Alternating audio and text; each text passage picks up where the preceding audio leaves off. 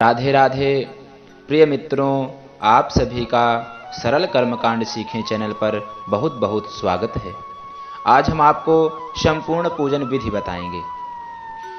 संपूर्ण पूजन विधि में हम आपको क्रमशः किन किन देवी देवताओं का पूजन करना चाहिए, किस प्रकार से पूजन को प्रारंभ करना चाहिए, मंगलाचरण करना चाहिए, पवित्रीकरण कब करना चाहिए, स्वस्ति वाचन का पाठ कब करना चाहिए, किस प्रकार से पूजन को हम प्रारंभ करें और किस क्रम के द्वारा हम करते चले जाएं पूजन और हमारा पूजन संपूर्ण सफलता को प्राप्त हो। आइए हम सभी लोग पूजन विधि को जान लेते हैं। सर्वप्रथम हम सभी को पूजन से पूर्व आप सब जानते हैं स्वच्छ आदि वस्त्र पहनने चाहिए और शुद्ध आसन पर बैठ जाना चाहिए। तदुपरांत मंगलाचरण करना चाहिए। भगवान गणेश जी, गुरुदेव और इष्ट देवताओं का ध्यान करना चाहिए। तदुपरांत कर्म पात्र का पूजन करना चाहिए। जिस पात्र में जिसे हम पंच पात्र कहते हैं, उसमें हम जल रखते हैं और एक चम्मच होता है उसी में, उस पात्र का सर्वप्रथम पूजन करना चाहिए। तदुपरांत पवित्रीकरण करना चाहिए। सबसे पहले अपने ऊपर जल का छिड़काव करना चाहिए, फिर आसन शुद्धि करनी चाहिए, फिर आचमन करना चाहिए, प्राणायाम करना चाहिए, तिलक धारण करना चाहिए, शिखा बांधनी चाहिए, पवित्री धारण करना चाहिए जो कुशा की होती है, नामिका उंगली में धारण की जाती है, और रक्षा सूत्र बांधना चाहिए। इस प्रकार से करने के उपरांत दीपक को जलाएं और दीपक पूजन करें, पृथ्वी माता का पूजन करें, शंख पूजन करें और घंटा का पूजन भी करें। तदुपरांत स्वस्ति वाचन का पाठ करना चाहिए। स्वस्ति वाचन का पाठ करने के उपरांत मांगलिक श्लोकों का पाठ करना चाहिए। मांगलिक श्लोकों के पाठ के बाद हमें संकल्प करना चाहिए। जिस भी पूजन को हम कर रहे हैं, जिनका भी पूजन कर रहे हैं, उनके निमित्त हमें संकल्प लेना चाहिए। संकल्प लेने के उपरांत पूजन प्रारंभ हो जाता है। हम आपको इस प्रकार से बता देते हैं। आज हम आपको गणेश अंबिका का पूजन बताएंगे। नियमतः उसी प्रकार से सभी देवी देवताओं का पूजन किया जाता है। पूजन प्रारंभ करने के पहले जिस हम देवी देवता का पूजन करना चाहते हैं, कर रहे हैं, उनका ध्यान होता है, फिर आवाहन होता है, फिर उनको आसन के लिए पुष्प और चावल दिए जाते हैं, और तदुपरांत जिस देवी देवता का हम पूजन कर रहे हैं उनके पाद्य, अर्घ्य, आचमनी और स्नानीय 4 चम्मच जल चढ़ाना चाहिए। सर्वप्रथम जिस देवी देवता का हम पूजन कर रहे हैं उनका ध्यान करना चाहिए। ध्यान करने के उपरांत उनका आवाहन करना चाहिए। आवाहन करने के उपरांत उनका प्राण प्रतिष्ठा होती है। हम जिस देवी देवता का पूजन कर रहे हैं उनकी प्राण प्रतिष्ठा होती है। यदि प्रतिष्ठित मूर्ति है तो प्राण प्रतिष्ठा करने की कोई आवश्यकता नहीं है। आप ध्यान करें और पूजन प्रारंभ कर दें। यदि अप्रतिष्ठित मूर्ति हैं तब आपको आवाहन करना है, प्राण प्रतिष्ठा करनी है, इसके बाद फिर 4 चम्मच जल चढ़ाना है। 4 चम्मच जल चढ़ाने के उपरांत भगवान को दूध से स्नान कराएं, फिर दही से स्नान कराएं, फिर घी से स्नान कराएं, फिर शहद से स्नान कराएं, फिर चीनी अर्थात शर्करा से स्नान कराएं, फिर पंचामृत से स्नान कराएं, फिर चंदन मिश्रित जल से स्नान कराएं और तदुपरांत महाभिषेक करें। गणेश और अंबिका जी का पूजन हो रहा है, तब आप गणेश अथर्व शीर्ष के द्वारा भगवान गणेश जी का और अंबिका जी का श्री सूक्त के द्वारा महाभिषेक करें। यदि भगवान शंकर जी का आप पूजन कर रहे हैं तब आपको रुद्र सूक्त के द्वारा भगवान का महारुद्राभिषेक करना चाहिए। यदि आप भगवान विष्णु जी का पूजन कर रहे हैं तब आपको भगवान विष्णु के अति प्रिय पुरुष सूक्त के द्वारा उनका महाभिषेक करना चाहिए। इस प्रकार से महाभिषेक कर लें। इसके बाद शुद्धोदक स्नान कराएं, भगवान को शुद्ध जल से स्नान कराएं, फिर वस्त्र धारण करवाएं, फिर यज्ञोपवीत धारण करवाएं, फिर उपवस्त्र चढ़ाएं। इसके बाद भगवान को सुंदर सा चंदन लगाएं, अलंकार के लिए अक्षत चढ़ाएं, भगवान को चावल चढ़ाएं। अक्षत चढ़ाने के उपरांत भगवान को पुष्प और पुष्पमाला अर्पित करें, दूर्वा चढ़ाएं, फिर बिल्वपत्र, फिर शमी पत्र, यदि आपके पास तुलसी मंजरी है, भगवान गणेश जी को नहीं चढ़ती है, और यदि भगवान शंकर जी का आप पूजन कर रहे हैं तब आप चढ़ा सकते हैं, विष्णु जी का कर रहे हैं तब भी चढ़ा सकते हैं। और इसके बाद सिंदूर, सुगंधित द्रव्य चढ़ाएं,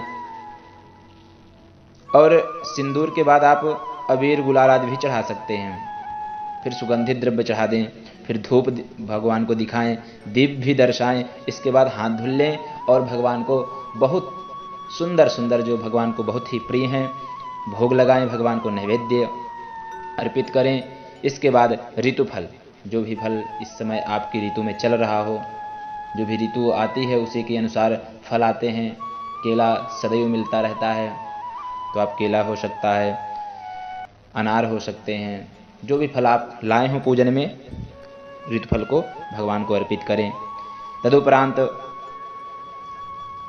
1 चम्मच जल छोड़ दें, तांबूल भगवान को चढ़ाएं, पान के पत्ते, लौंग, सुपारी, इलायची आदि भगवान को अर्पित करें। इसके बाद करोद वर्तन होता है, दोनों भगवान को अनामिका उंगली में अपनी चंदन लगाएं और भगवान के ऊपर उन अनामिका उंगली से उस चंदन का सिंचन करें, अर्थात छिड़क दें।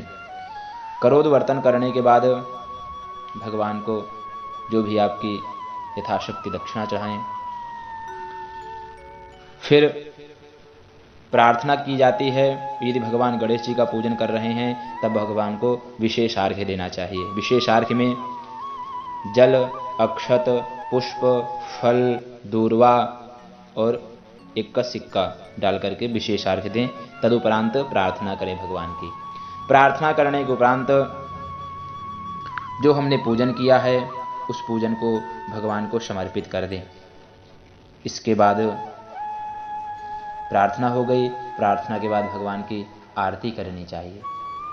आरती करने के उपरांत उस आरती के ऊपर से जल को घुमा करके सभी के ऊपर छिड़कना चाहिए। सबको फिर आरती लेनी चाहिए।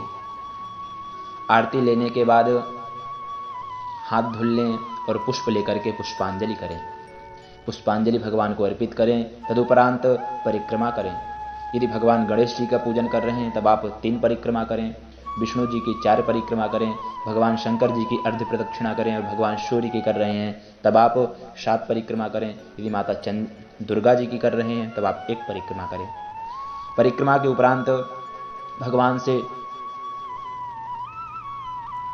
क्षमा याचना करनी चाहिए, और क्षमा याचना करने से पूर्व भगवान को साष्टांग प्रणाम करना चाहिए। माताएं बहनें पंचांग प्रणाम करें और पुरुष बंधु साष्टांग प्रणाम करें।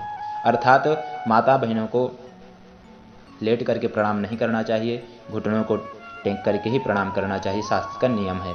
और पुरुष लोग साष्टांग प्रणाम करें।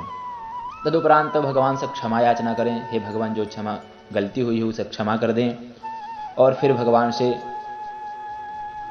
सुंदर सी उनके लिए एक प्रार्थना है, तुमेव माता च पिता तुमेव, तुमेव बंधुश्च सखा तुमेव विद्या द्रविड़म तुमेव सर्वम मम देवदेव। इस श्लोक को बोलें।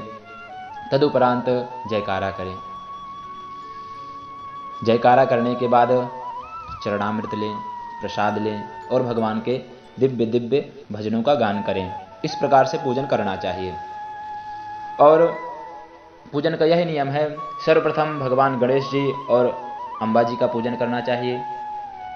इसके बाद कलश पूजन होता है। कलश पूजन के बाद पुण्याह वाचन होता है। षोडश मातृका का पूजन होता है। सप्तहृदय मातृका का पूजन होता है। फिर नवग्रह भगवान का पूजन होता है। नवग्रह भगवान के पूजन के उपरांत अधिदेवता, प्रत्यधिदेवता, पंचलोकपाल, 10 दिक्पाल, वास्तुस्पति, क्षेत्राधिपति आदि सभी का पूजन होता है। चतुष्षष्ठी योगिनी माता का पूजन होता है। और हमने जो भी यदि कोई विशेष अनुष्ठान हो रहा है उसमें विशेष वेदियां बनती हैं, इसी क्रम से उनका पूजन किया जाता है। इसी प्रकार से पूजन करना चाहिए। आप सभी को यह जान लेना चाहिए किस प्रकार से पूजन हमें प्रारंभ करना है, किस प्रकार से करना चाहिए, किस मंत्र के बाद कौन सा मंत्र बोलना है, किस पूजन के बाद किसका पूजन करना है। यह नियमतः इसी प्रकार से होते हैं। आप इस प्रकार से सीख लीजिए। एक बार देखिए, 2 बार देखिए वीडियो को, आपको बहुत जल्दी समझ में आ जाएगा, क्योंकि हमने बहुत ही सरलता से बताया है। आप लिख भी सकते हैं, किसी पेज में एक में लिख लें, जैसे जैसे हमने बताया है उस प्रकार से। और यदि कोई चीज़ को आपको आगे पीछे करना है, आपको कोई चीज़ ज़्यादा मालूम है, आप जानते हैं, तो आप कर भी सकते हैं। ऐसा नहीं कि जैसा हमने बता दिया आप लोग वैसा ही कर लें, आपकी इच्छा है। परंतु इस प्रकार से ही किया जाता है पूजन, इसका यही नियम है। आप लोग सीख लें। आपको वीडियो पसंद आया होगा, लाइक कीजिए, कमेंट कीजिए और चैनल को सब्सक्राइब जरूर कर लीजिए। आपको अब हम अगले वीडियो में भगवान शिव जी के पूजन के संपूर्ण मंत्रों द्वारा वीडियो बनाएंगे। उस वीडियो में आपको हम भगवान शिव जी के रुद्राभिषेक के बारे में बताएंगे। शिवरात्रि आ रही है, इसलिए आप सभी को वह पूजन सीख लेना चाहिए, किस प्रकार से करें, किन मंत्रों से करें, वह हम आपको बताएंगे। तब तक के लिए धन्यवाद। हर हर महादेव।